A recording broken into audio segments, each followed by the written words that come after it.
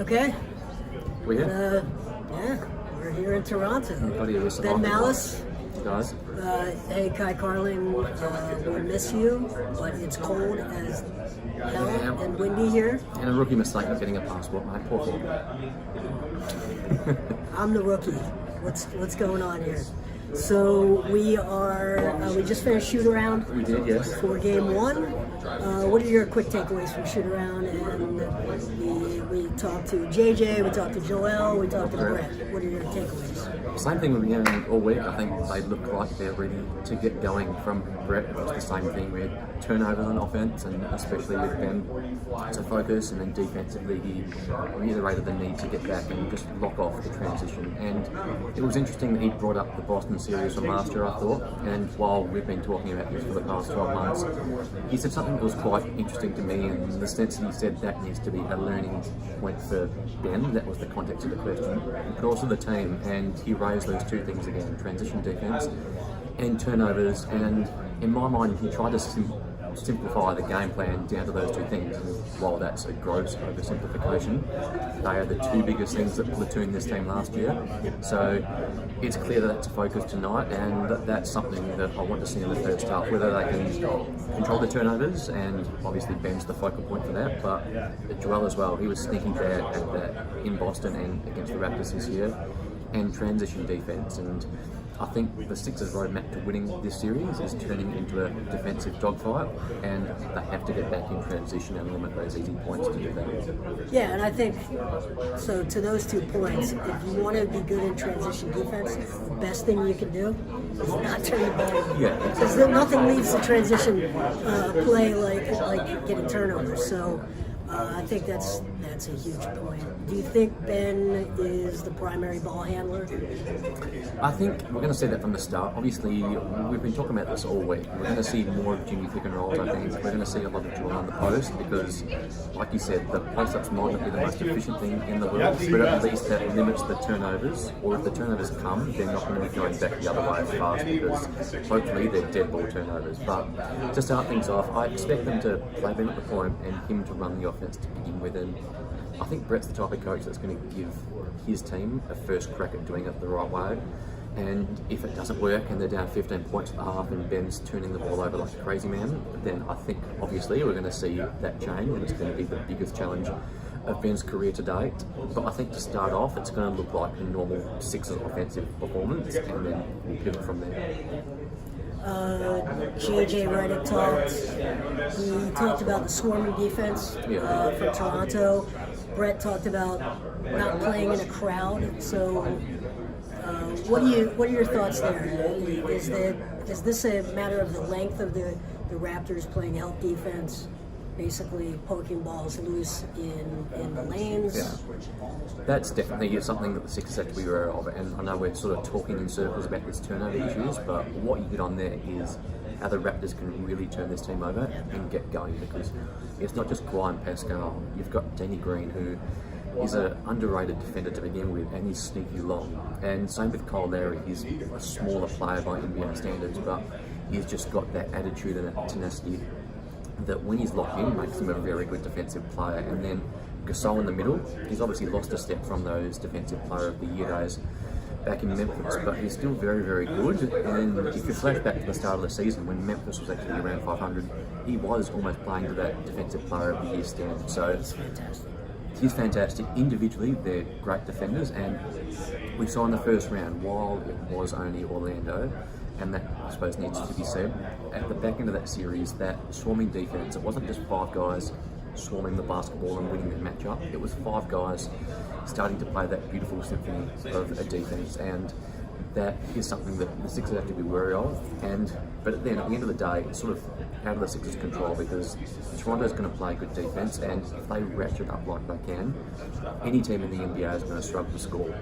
And if that happens, like we both think it probably will, then I think that's when the Sixers' lack of continuity and all those concerns about that fit and experience and making this all work could really come to the surface. So I'm just really excited to see what it looks like tonight. Yeah, so is there anything that if you were on the Raptors side, you would say, oh, we're really worried about X with the Sixers? What would that be? Because we're talking a lot about what the Sixers should be worried about with the Raptors. But what would a Raptors writer say? These are the things you have to worry about. There are two things that come to mind for me. First is Joel getting them in foul trouble, and while you can't really scheme for that because you don't really want to be sending doubles at Embiid in the post, I think you just need to be wary of him racking up fouls. And if we're looking at 8 minutes on the clock in the first quarter and the Raptors in the bonus, then Ben can start attacking the basket, knowing that he doesn't have to finish. He can just draw fouls and just accumulate points on the line. Same with Jimmy Butler driving through the paint. Tobias when he actually gets his chances on the weak side as well. So that's one thing. And Gasol doesn't need to be told this, but just try not to foul to at least start the game, because it just allows the Sixers team to generate easy offense, and they are still young, their best two players, the Sixers, and this is a high crucible playoff game, so you don't want to give them that momentum at the start to get them going. And second of all is the three-point line.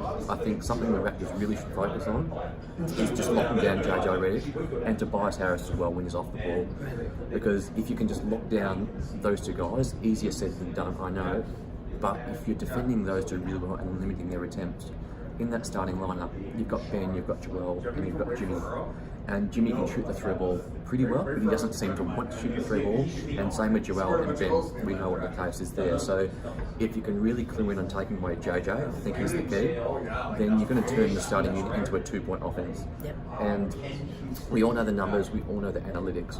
I think more so than that, it just will restrict those back-breaking plays. And even flashing back to that Boston series last year, JJ had a very poor shooting series on his point, but go back and watch Game 5 in Boston, or I think it was Game 2 in Boston where they blew the big lead. JJ had wide open threes that could have won those games. Yep. There's that one at the end of Game 5 that comes to mind. Yep. That if that goes down, we're probably looking at a Game 7. So I think the Raptors need to try to emphasise taking those shots away. And you've got Kawhi on Ben. I'd almost try to spread out the defense and let Ben go one-on-one with Kawhi, which Ben won't do. He'll get other players involved and try to run the offense, but the more pressure you can put on Ben to try to create for himself with the defenders, I suppose, absorbing the three-point line, I think that's a very good development for the Raptors if they can do that. Yeah, so I think that that's a couple of good points there. The Sixers really need JJ and Tobias, probably on opposite ends. JJ kind of prefers to operate it out of the half court on the left side, and Tobias is more on the right wing, both above the break. If those two guys can get hot from three, then everything we've talked about playing in a crowd, the Raptors have to extend their defense out. That may open up some of those lanes. Yeah. And then Joel, he has to take the mentality like he's taken against certain centers like Andre Drummond, where, you know what, I'm just going to foul you out. Yeah, exactly. And get down to your third string center. And if they can do that, then that impacts the Toronto Raptors offense. Yeah, 100%. It impacts their defense. To me, it's the number one key. And another thing to follow up, I know we talk about analytics and a three-point shot, but I think the series is going to be a low-scoring series relatively, where the games could be in the 90s. So Joel going out of the post isn't the most efficient thing in the world. Either is Jimmy Butler taking his mid-range shots, but we kind of need to throw the regular season out of the window.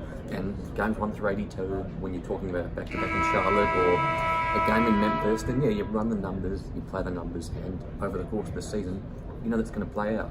But if this game develops into a dogfight and it's the first to 90, 95, you need to be getting good shots off, and not to completely dump analytics, because I don't agree with that, but I think the Sixers just have to find the best shots and the best possessions and not be worried about whether that's a 15-foot jumper for Jimmy, a mid-range for Tobias, JJ actually going inside three-point line, pump fake in, taking the mid-range, or Joel dominating, well, hopefully for their sake dominating from the post, but just absorbing possessions up. And I think we said in the drive going up last night that the Sixers defense needs to rise to the occasion to win the series, and if they can do that, then you almost want to play safe offense, in the sense that if your defense is able to hold down a Raptors team that really is still quite new and hasn't had a playoff series together And we talk about Kawhi missing all these games.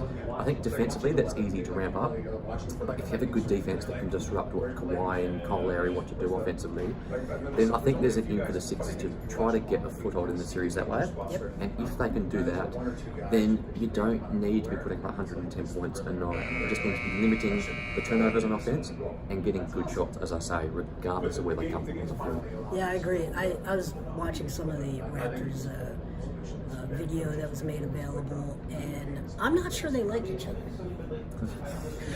So, well, to be fair, you could say the same thing about the Sixers. I you think could, one but- don't like but- each other, the other. But I really didn't get the sense that there's a lot of camaraderie on this team, and those are the kind of things that if you can, like we talked about yesterday, if you can win game one, Yeah. I think game one is everything in this series for the Sixers. You may be able to apply some pressure points on Yeah. the chemistry of that team. So that's one thing I think that you want to make it painful for them. You want to make it as painful as possible. And as counterintuitive as it may be, the regular season is all about the analytics. You want Yeah, exactly. a large sample size. You are going to want to take the best shots, but in a game-by-game playoff, you need to take the shots that they'll give you, and sometimes you need hero ball, right? And that's why Kyrie is such a better player in the playoffs than he is Yeah. in the regular season, in my opinion. It's because what he does best, it really is focused into these kind of situations. And the Sixers have the more star talent offensively, They do. but they don't have the benefit of the bench. Let me ask you this. With Mike Scott, a little bit of breaking bad news. We just saw Mike Scott in a boot. He's in a walking boot. Not ideal. It was not great.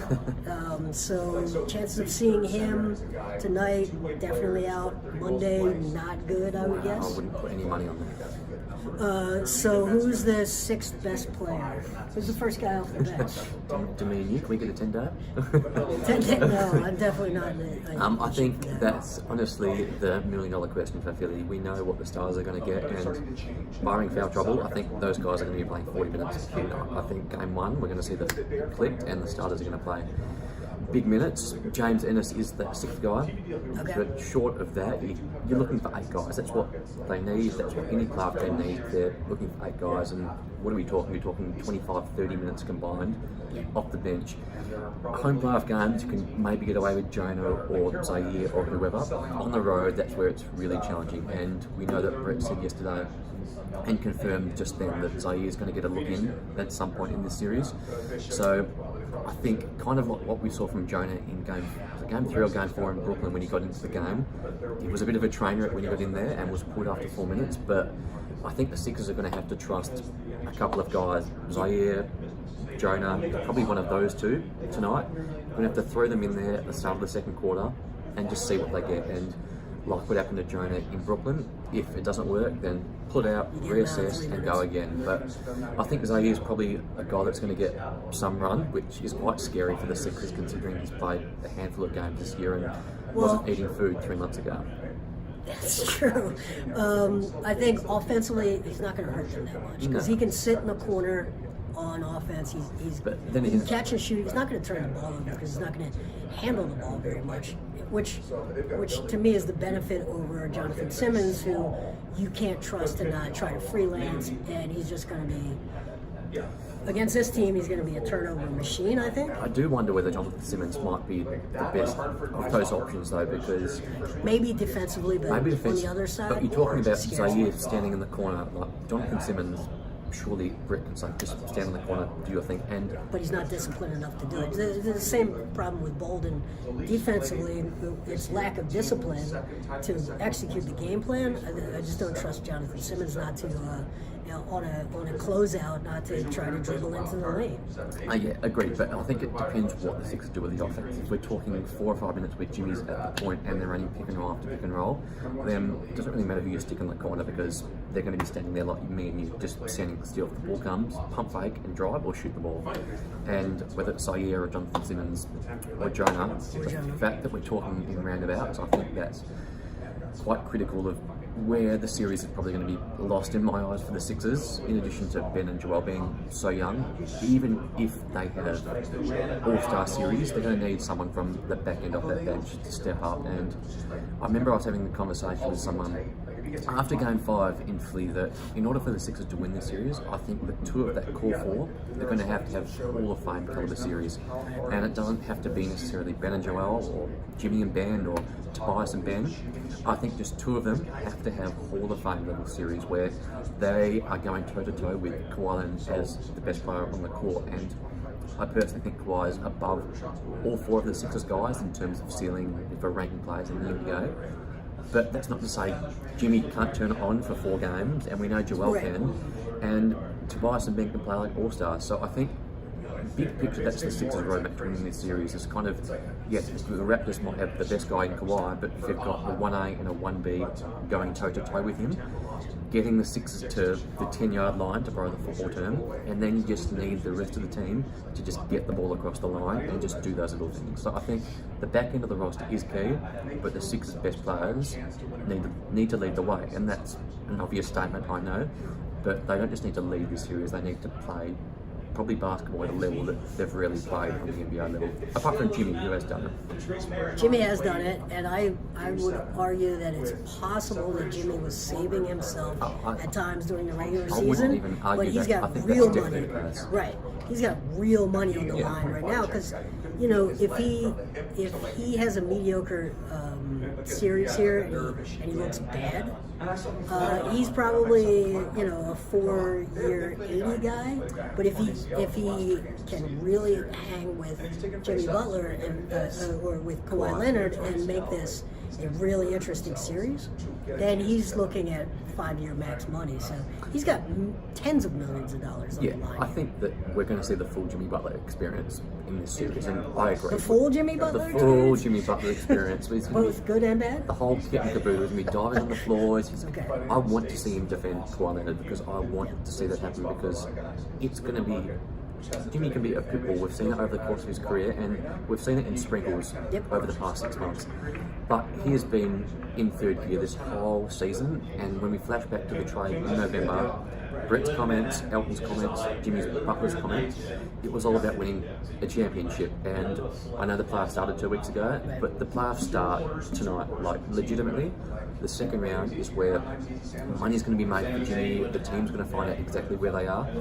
And I expect, whether the Sixers win or lose, Jimmy Butler is going to be central to all of that, because if we're talking Game 5, tie game with 3 minutes left, Jimmy's not going to stand in the corner while Ben gets absorbed by Kawhi Leonard or Joel's getting double teamed in the post and turning the ball over. It's going to be that full Jimmy Butler experience. Junkyard dog. Yeah, that this is very good. It's going to be that mongrel from Jimmy Butler, and that's a wonderful term in my eyes because that's what you need to win this type of series. Whether Jimmy is talented enough to, I suppose, take over a game offensively for 6 minutes and get the team there is another question.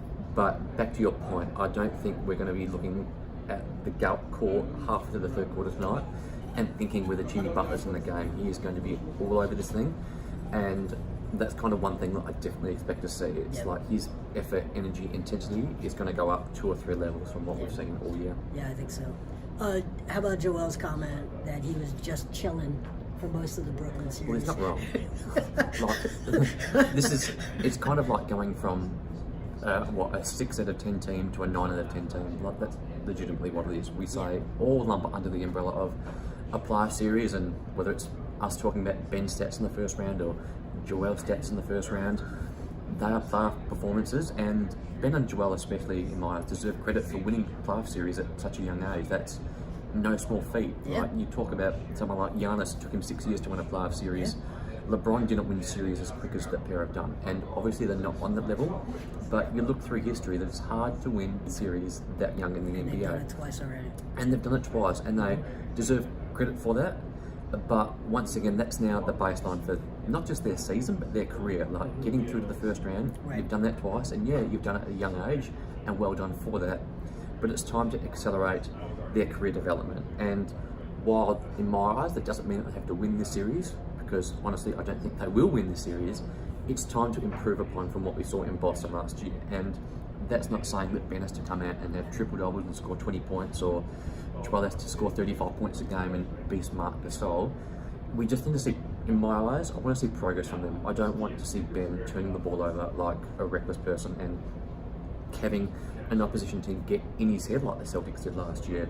With Joel, it's like you said, he was able to chill against Brooklyn last series, and that shouldn't be disrespect, because that was the God honest truth, that the Nets didn't have anyone to contain him on defense or make him work on offense.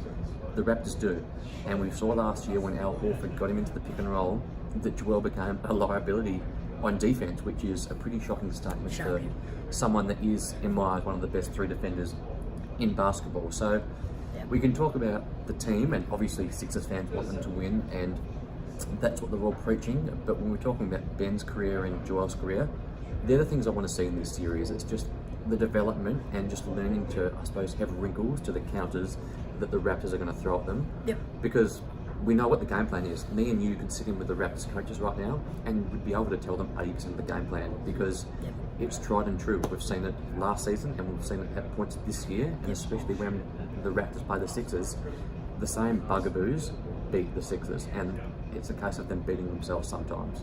So Ben, I could argue he got embarrassed in game 1 of the first series, and then he got challenged. Really turned it around, and he got caught in no man's land a lot in game 1, and it just wasn't the player he needed to be. But then the next 4 games, he really brought it. Yeah. Do you see that says something about his personality, I think, and something about his pride? Yeah. Do you think we see that maybe in regular season, 1 game chunks against Kawhi, he may struggle, but do you see that pride kicking in where he doesn't just write it off? You can't write it off in a 7-game series as, oh, it's just a regular season game, on to the next one, right? So he's gonna. Do you see that? Is there a potential that even if he comes out tonight and he has the same sort of Kawhi gets in his grill and turns him over, you think he's got it in him to turn it around and dig down? Oh, 100%. I think defensively is where you need to look at that, because offensively, it's not a good series for him. Like, the Sixers, they don't run on the pick and roll, and because he can't shoot, he's going to have Kawhi on him. Maybe it's the best thing for him, if Kawhi is taking that matchup, to be a decoy as much as possible and try to set screens and pick and rub shoulders with Kawhi and roll. Have that role-player mentality, which I know is going to be a massive adjustment. So, to your question, offensively is not where I'm going to see it. You're right, if he's turning the ball over like crazy, whether he drops his head or not is something to watch, but I think he's got the confidence to carry himself offensively, and he's also smarter for someone that really is in his second NBA season. And I think where that bears out in offense is he probably knows that this isn't an ideal series for him going up against Kawhi. As long as the offense is scoring enough, I think he'll be happy being a secondary and tertiary option. Defensively is where what you hit on. I want to see that. If he is defending Kyle Lowry, Kyle Lowry has more counters and more shiftiness than D'Angelo, I think, simply because he's got more experience. He's got more experience going against bigger guys like Ben. So I think it will be a little bit more challenging for him. But at the same time, and Ben obviously knows D'Angelo a lot better given their time in high school together and how close they've been over the years. So if Ben is taking that Kyle Lowry defensive matchup, that's where that attitude, that mindset, and I'll use the word again, that mongrel that we talked about with Jimmy Butler, I want to see that from Ben defensively. And in my mind, a good series for him is being a lockdown defender on Kyle Lowry, like he was D'Angelo Russell, and limiting the turnovers on offense. And the turnovers on offense will kind of be dependent on his role, how many pick and rolls they run for Jimmy, whether he's on the ball, off the ball, all that sort of stuff. But the defense on Kyle Lowry, it's in his control. There is nobody on this planet Earth that can control the defensive intensity, matchup, and effort he puts into that Kyle Lowry assignment other than Ben Simmons. And if he comes out and applies his lengthy skills, and we've seen Brett Brown all year talk about how he thinks Ben can be an all-world defender. We saw snippets of that in round 1. Yep. That's what I want to see again in round 2, because once again, talking big picture series wise and how the Sixers win, if they can take Kyle Lowry out of the game, then that's getting one ball handler off, I suppose, the system. And as good as Kawhi Leonard is, you want him creating more offense, because it's not a weakness in his game, but I suppose it's a lesser skill in my mind. It's just having to create possession after possession after possession, and Ben nullifying Kyle Lowry can really help the Sixers make this series longer and extend it out and maybe win it. Right, so that's what I'm hearing. I'm hearing two things, two keys. Get Gasol in foul trouble if you can, because he's the other primary initiator, right, and passer, and lock down Lowry, and that essentially makes Kawhi beat you in isolation. Yeah, and I was going to say, it might not be a popular game plan, but maybe the best thing is for the Sixers to try to shut down everyone else on the Raptors. Same you said about the Sixers, the Raptors shutting down Jimmy and Tobias. Maybe the best thing for the Sixers is to take away Danny Green's threes, to take away Kyle Lowry, to Embiid and Gasol, get up in Gasol's face and take away those easy passes that he can make, and try to make Kawhi Leonard score 45 points to beat you. And if he does that, so be it. But the thing that Sixers can't allow is these secondary guys getting off. If Danny Green's hitting 5 threes a game, this series is going to be over in 5 games. If Kyle Lowry is going for 25 points a night, then same story. It's not going to be a long series. So I think the Sixers have to really emphasise curtailing those secondary and tertiary guys. And if Jimmy Butler is the guy on Kawhi Leonard, then like we said at the start, back Jimmy in to really go in like a dog. And if it fails, then you pivot, you regroup and you reassess. But that's something that I would like to see really, is kind of give Jimmy the responsibility on Kawhi and see what that looks like and see whether he can raise his game to that level it was 2 and 3 years ago. So here's what I'm hearing. Here's what I've heard so far. Ben Simmons is going to guard Lowry. JJ is going to guard Danny Green. Jimmy is going to guard Kawhi. Yeah, that leaves Tobias on Siakam, who we haven't talked about much, but we really like. I think we talked about transition defense. Siakam, that's where he's going to kill you. And then you've got Joel on Marcus Gasol. That's essentially the matchup you expect? I think so. I think that's how it's going to start off. And the transition point, again, I think is key, because this is obviously projecting if it's in the half court. If one team starts turning the ball over, then it's all going to be chaotic ball and mismatch basketball. And if Ben's on Kyle Lowry, then Kawhi probably wants to get the assignment on the other end. But if the Sixers are getting out and running a little bit or getting early offense, then there's going to be times where Ben can take Kyle Lowry into the post or try to attack the basket and get this cross-match game going. So I think you're right. They're the matchups I expect to see primarily. But we've been watching the Sixers all year. You've got the base assignments, but that lasts for 2/3 of these possessions, because whether it's turnovers, fast breaks, long rebounds, the mismatch and the weird sizing that the Sixers have dictates that there's going to be some funky matchups at both ends. And you don't think they can go back to their sort of switch 1 through 4 against this team, because that'll just wind up Kawhi on JJ and getting murdered, right? See, they can, and I think we'll see that at points in this series, but once again, I think they need to, I think when we talk about all sports, but basketball essentially at these highest levels, it needs to be like, you're on me, you defend me. And yeah, there are times when we switch, and Ben especially likes switching, but that was one part of his defensive performance in Brooklyn that was awesome, because he wasn't taking the easy option and calling his teammates over for switches like he had done through the first 2 years of his career. It was him fighting over screens. He wasn't always getting there, and yeah, they got a few shots off, but for 90% of the possessions, it was him fighting over screens, and it wasn't just him, but it was the whole team. I think we see it more because it was Ben, but it was Tobias as well digging in. It was JJ doing his best and chasing his guys around.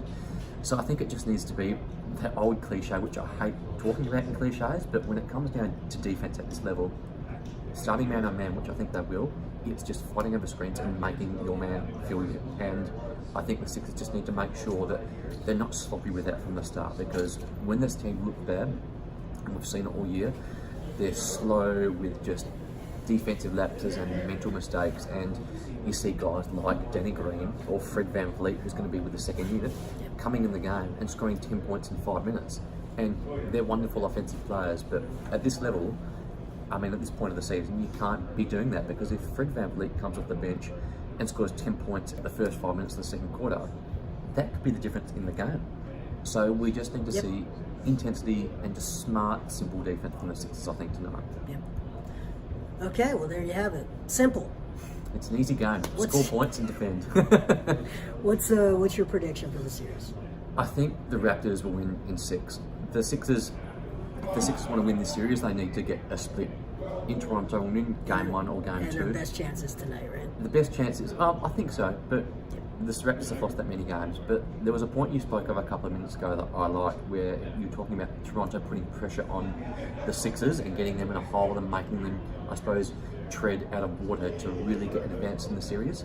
The Sixers need to do that to Toronto. They need to get a game up here, go back for game 3 at home, and just pray that you can win your 3 home games, because that's how the Sixers can win this series. And you said about Toronto not liking each other, then we don't know whether that's the case, but it's undeniable that this team with Kawhi, Danny Green, Marc Gasol, Pascal Siakam, and Kyle Lowry, and Nick Nurse as a coach, they haven't been through a playoff series, a rigorous playoff series, discounting round 1 either. The Sixers haven't, and the Raptors haven't. So I think the key for both teams is to just get out in front. I'm never normally big on game 1 is deciding the series, but this series is going to be huge because you want to put the pressure on the other team and make them do something that them, the opposition as a group, have never done. And it's not saying the Raptors can't lose tonight and come back, the Sixers can't lose tonight and come back, because both teams can.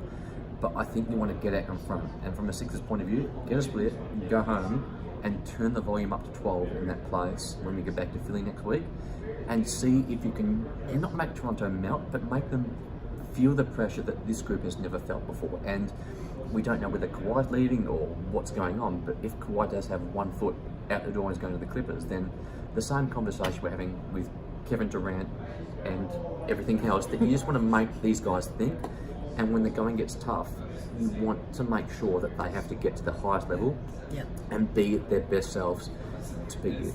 What do you think the chances are Kawhi is back in Toronto next season? 0. I have been here for a day. I really like this city, but as someone that comes from a warm weather country, it's the middle of April and it's cold as hell outside. So I get it, if it's all basketball reasons, then it's probably a good situation to come to. But the Clippers, if you put Kawhi in the Clippers team, then they're probably better than this Raptors team in my eyes. And living in LA, warm weather, beaches, so... Lake Ontario is beautiful, but you don't want to swim in it. No, exactly. And yeah, so Toronto seems like a cooler city. I feel like I'm up here, but it's cold as hell. So when you grow up on the beach, coming here, it's hard.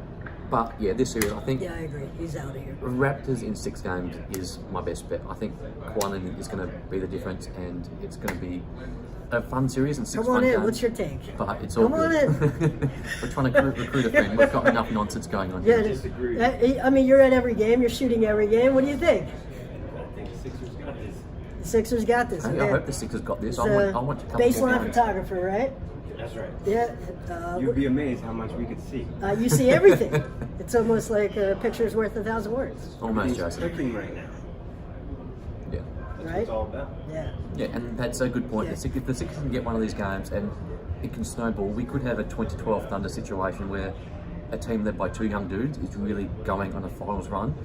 I think they just need that ignition switch, and if that happens early in this series, it can snowball, and we can see it happen. Yeah, I think your point about them needing 2 Hall of Fame performances from, Joel's the obvious candidate for one of those, but they need a second one, and if they get that, then that may trump what the Raptors can do as a team defensively. Okay, Ben Malice, what's your handle on Twitter? Just at Ben Malice, BenMallis. You're with Pick and Roll. You've been Pick and Roll Australia. The token You've Australian been with you all year. one of many Australians. By the way, how many? 13 in the league this year? 13 in the league. 13 in the, this year, in the so league, and some more in the G League we're taking in over the one by one. pipeline. It's going to be an Aussie league before too long. Oh, I can't wait. I just cannot wait. I think we've got the 2nd most international guys in the NBA now. I think we've actually surpassed Canada, so really cool times, and hopefully our best couple of guys from the Sixers do something special this week. And the difference between, I shouldn't say this since we're up here, but the difference between an Australian player and a Canadian player is the Canadian players all look amazing, and they seem to lack that aggressive killer instinct. It's because they're too close to being Americans. They're too nice. They're too nice. The Australian guys, nobody accuses the Australian players of being too nice. Our guys are nice, but there's this term I taught you earlier, wildlife fever, and I think that applies. That when you get on the court, it's game time, and we're not here to make friends. There you We've go. got some other sayings that have a few swear words in them that I'll save off camera. But yeah, we've got that aggression when we hit the floor, and we see that with Delhi, we've seen that with Joe, and I think as Ben's career goes on, we'll see it more with him. Awesome. All right, thanks, Ben. Cool, thanks, man. We will It's been fun. maybe be back for Game 2 preview Let's do or it. something like that. Let's see what happens. Thanks, everyone.